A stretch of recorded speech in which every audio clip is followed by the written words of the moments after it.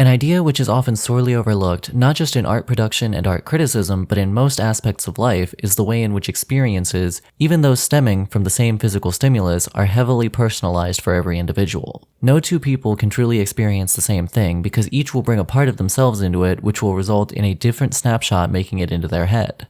When this concept is applied to tasks a person is asked to perform, it becomes an even more important factor to consider, as these contextual and personal elements that everyone brings into the task will significantly affect their ability to perform it.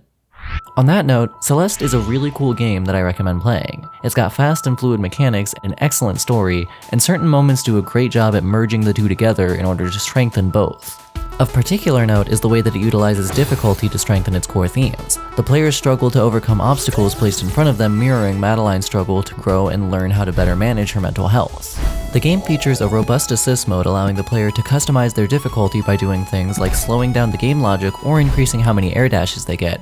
And of course, this idea of customizing your difficulty is kind of a topic of contention among the gamers. Many of them don't like the idea that someone else might be able to select options to allow them to beat difficulty-focused games without having the same experience as the quote real gamers. But difficulty is not a static or objective value. Different people have different strengths and weaknesses that can cause the same material input to result in different experiences, as well as just differences in viewpoint and what constitutes success, which often needs to be approached in a conscious manner to ensure that the goals you're setting are realistic. Some have criticized these assistance options for undercutting the ways in which the game uses difficulty to make its points, but I think just the opposite is true. This is something that the game itself addresses through its engagement with different characters' viewpoints and behavior, and how that affects their path on the mountain. Take for example Chapter 3, where you're navigating Mr. Oshiro's hotel.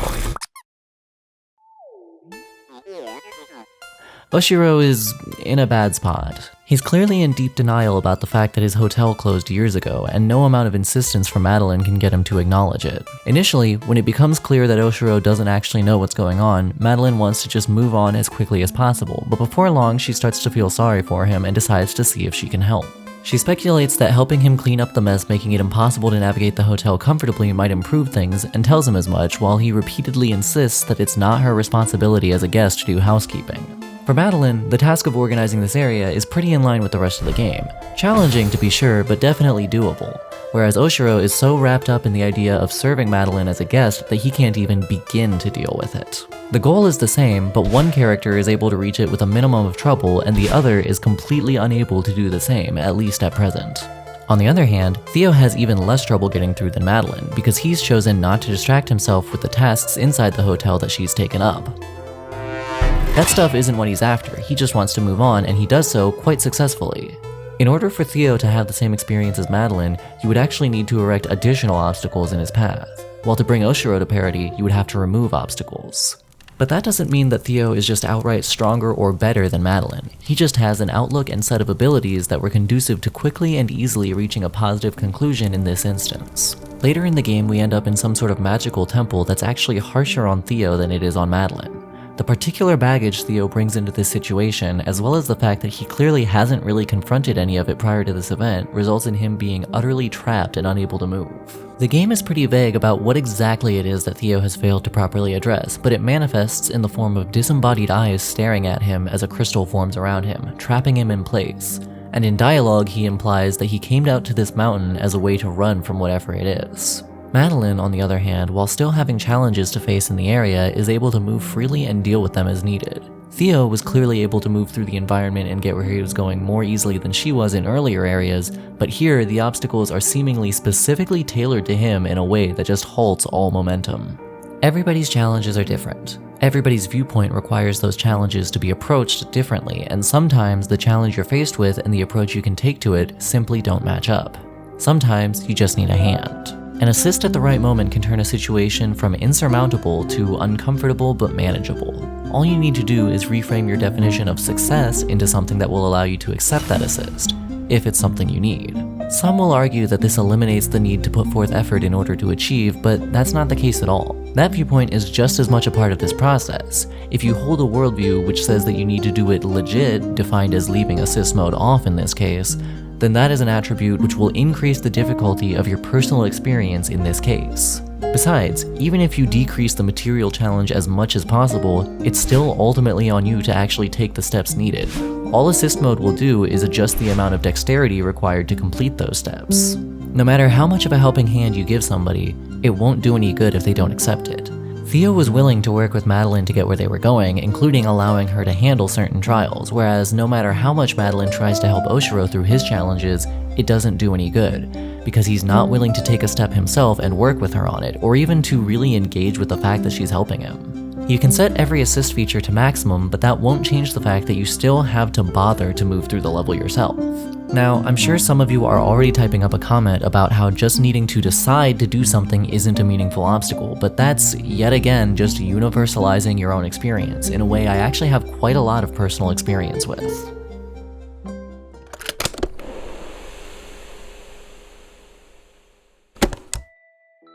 Between the time that I started writing this video and the time of this recording, I was diagnosed with ADHD, a very common neurological disorder which is very sorely misunderstood by the majority of the general public. So misunderstood, in fact, that many ADHD sufferers don't know that they have it, because American culture has decided that the vast majority of ADHD symptoms are instead signs of personal moral failings. According to the public at large, having difficulty starting tasks just means you're lazy. Forgetting plans that you made means you're disrespectful. Having difficulty focusing means that you just aren't trying hard enough. Failing to keep in regular contact with someone means you just don't care enough about them. In reality, these are all common symptoms of ADHD. All of the problems I listed above can be traced back to one basic neurological issue: dopamine deficiency. The processes your brain uses for what's called executive function, which is to say deciding upon and executing tasks, as well as several processes relating to short-term memory and attention management, are mediated by a neurotransmitter called dopamine. People with ADHD don't have enough of this neurotransmitter, so these processes physically cannot function at the same level that they do in a neurotypical person's brain. That's not to say that people with ADHD can never start tasks or be on time or what have you, just that we need the right stimulus to get our brain to do what we want it to. Willpower has nothing to do with it. It is purely a matter of whether we find ourselves in the right circumstances to get the lump of electrochemicals in our head to properly jumpstart itself. So no, actually starting a task, such as traversing a level in a video game and seeing it through to the end, is not a universally negligible action.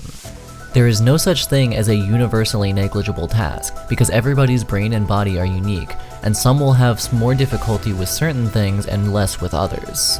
Assist mode functions as a way to adapt the intended challenge to this natural diversity in human experience. A lot of the arguments against accessibility features hinge on the idea of challenge being a valuable part of a game's artistry, and this is an idea I genuinely agree with. The problem is that many people focus too much on the literal physical obstacles that challenge is built out of, rather than on the subjective experience derived from those obstacles, which is where the meaning truly lies. The artistic value of Celeste isn't in the fact that it's a rigorous timing challenge or a test of air dash management, it's in the fact that it presents an obstacle that the player must persevere in order to overcome. The specific form or challenge level of the obstacle isn't the point, it's that you have to bother getting over it, and that's just as true if you play the game with the default settings or in slow motion with 4 air dashes.